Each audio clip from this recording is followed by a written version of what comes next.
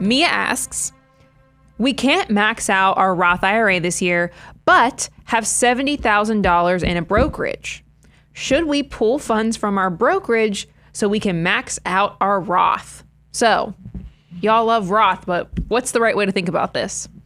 Yes. We cannot provide any specific investment advice to you. I want to be very clear about that. Well, it depends on the taxes, too. But also the taxes. Yeah. How would you think about it? All right, so let me walk you through the scenario again, Brian. Hey, he's hyperventilating. This year things happen to be kind of tight. But normally, we max out our Roth IRA. We love putting money in Roth. I happen to have $70,000 in a brokerage account. Now, I will agree with you. We don't know the embedded gains inside this brokerage account. If this is, $70,000 of Tesla stock that she bought, 10 years ago, there's going to be a lot of embedded gain on that, a lot of tax consequence if we were to liquidate that. But save that being the scenario. And she says, I've got $70,000 sitting in this brokerage account. Might it make sense since I can't do my $6,500 out of cash flow, should I consider pulling $6,500 out of my brokerage account and putting it into the Roth so that I don't miss? Because here's the thing, Brian. I got this buddy, right? And he's entrepreneur guy. When he started his business, there were a few years where he did not max out his Roth IRA. Do you know how many times I've heard from this sucker about not maxing out that Roth IRA? Who would make that mistake? So I think he's a buddy of mine. I'm not going to say his name, but I think he would say, hey, if you can do the Roth, do the Roth. If you can't do the Roth, do the Roth. If you can't do the Roth, do the Roth. Well, having $70,000 in brokerage suggests that she has a mechanism through which she can do Roth and not live in the perpetual state of regret that my good friend lives in.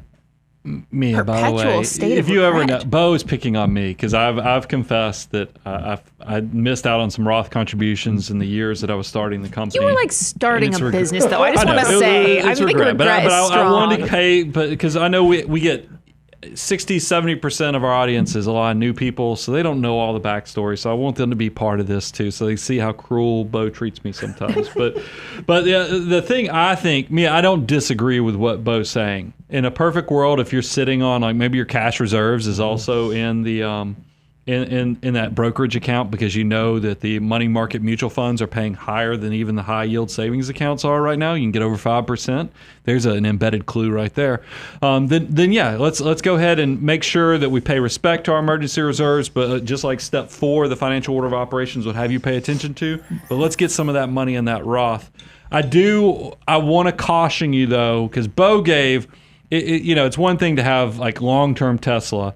But I'm more thinking about what about the person that bought into a holding in the fourth quarter of 2022 when the market was down, even an index fund. Sure. I mean, it could be the S&P 500. It could be QQQ, ILM or some of these other index funds that are out there. And you could be up 35-40% and not even hit 12 months yet. Then instead of that being a 15 to 20% capital gain experience, it could be your ordinary income tax situation. That's more what I was worried about is that I love Roth and I want you to fund it. And I think if you have access within your brokerage account to easy money that doesn't corrupt your emergency reserves and doesn't blow up your tax bill, by all means, use that because there's a reason the government restricts it. And that's what Bo's hitting on.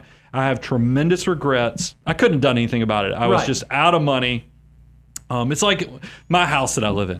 I built this house, but at the end of the day, I couldn't do any more upgrades or options because I was just at the point I'd allocated all I could. And I think that happens in life too. You just give it all you got, but you just didn't. At the end of the day, you're just out of money and you made the best of the situation that was provided to you.